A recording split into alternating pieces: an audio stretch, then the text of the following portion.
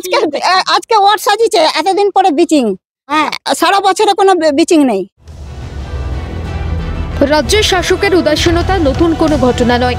জনগণের এই অভিযোগ নিত্যদিনের। কোথাও সেতুর হাল বেহাল, ব্যাহত জনজীবন, কোথাও ধুঁকছে স্বাস্থ্য ব্যবস্থা। গ্রাম বাংলার বিকল কলের সমস্যাও সিএনএর ক্যামেরায় ধরা পড়েছে একাধিকবার। আর এবার শাসকের উদাসীনতার খেসারত দিতে হলো স্থানীয় বাসিন্দাদেরই।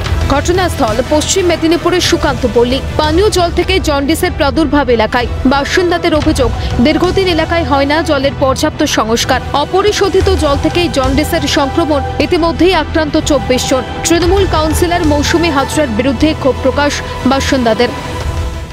ওয়ার্ডের কাউন্সিলর তিনি আসেন কিন্তু ওই ওই ওই পাশ থেকেই ঘুরে চলে। এই পাশে কি হলো না, হ্যাঁ, যদি চোখ দিয়ে ভালো করে দেখতো বা বুঝতো তাহলে কখনোই এটা হতো। এই পাশের গলিগুলো ও যা ওখান থেকে ওই সামনে থেকে ঘুরছে। কাউন্সিলরের নেগলিজেন্সের জন্য। হ্যাঁ, যা হচ্ছে তাই হচ্ছে। নিয়মিত পরিষ্কার পরিচ্ছন্ন হয় বলতে সেটা রেগুলার নয়, নিয়মিত নয়, মাঝে মধ্যে হয়। আজকে যেহেতু ওনাদের আধিকারিক এসেছেন, এসডিও ম্যাম এসেছেন, সিএমএইচ এসেছেন, ওনারা আগে থেকে বুঝতে পেরেছেন। আজকে নালাও পরিষ্কার করেছেন, ব্লিচিংও দিয়েছেন। ওনাদেরকে অনেকবার ওনাদের নজরে আনা হয়েছে, সেরকম ভাবে ওনারা অ্যাক্টিভ স্টেপ নেননি। বাসিন্দাদের ক্ষোভ বিক্ষোভে পরিস্থিতি জোরালো হতেই ঘটনাস্থলে উপস্থিত স্বাস্থ্য দপ্তর সহ জেলা প্রশাসনের একাধিক শীর্ষ আধিকারিক। তবে দুর্গাপুরের আবর্জনা স্তূপের নেপথ্যে জনগণের সচেতনতার অভাবকে যেমন দায়ী করেছে পুরসভা, তেমনি পশ্চিম মেদিনীপুরেও একই ঘটনার পুনরাবৃত্তি।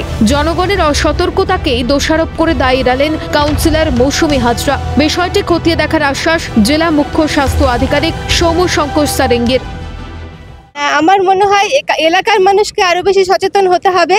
কারণ তারা কি করে, তাদের প্রত্যেকের বাড়িতে শৌচালয় আছে, কিন্তু তারা কি করে বাড়ির বাচ্চাদেরকে নালায় বসিয়ে দেয়। আমি যথেষ্টভাবে সচেতনভাবে মানুষকে সচেতন করি, সেটা কিন্তু আপনারা অতিরঞ্জিত ভাবে পেশ করছেন, এটাই হচ্ছে ব্যাপার। তো আমরা সার্ভে করেছিলাম, তো সার্ভে করার ফলে কাল অবধি 24টা কেস হেপাটাইটিস এ বেরিয়েছে। তো পুরো ব্যাপারটা আমরা খতিয়ে দেখছি কিভাবে হলো।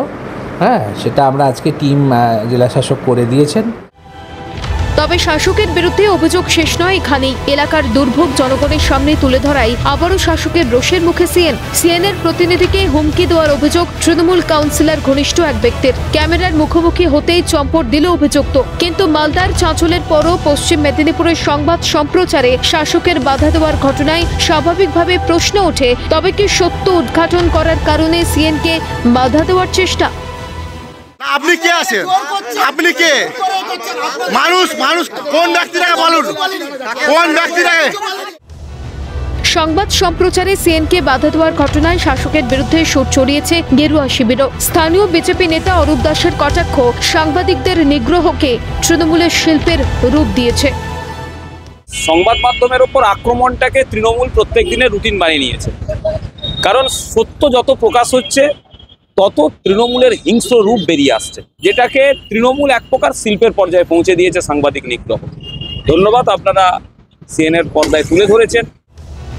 একদিকে পানীয় জল থেকে এলাকায় জন্ডিসের বারবারন্ত, আর অন্যদিকে সেই খবর সম্প্রচার করতে গিয়ে আক্রান্ত সিএন। জোড়া ঘটনায় সরগরম 22 নম্বর ওয়ার্ডের সুকান্ত পল্লী। পরিস্থিতি স্বাভাবিক করতে আপাতত প্রাথমিকভাবে এলাকার একটি সাবমার্সিবল পাম্প এবং বেশ কয়েকটি কল সিল করা হচ্ছে। পরীক্ষা করা হচ্ছে জলের নমুনাও। এলাকার স্বাস্থ্য নিয়ে হচ্ছে উচ্চ পর্যায়ের বৈঠকও। কিন্তু প্রশ্ন থেকেই যায়, এই তৎপরতা কেন আরও আগে চোখে পড়েনি?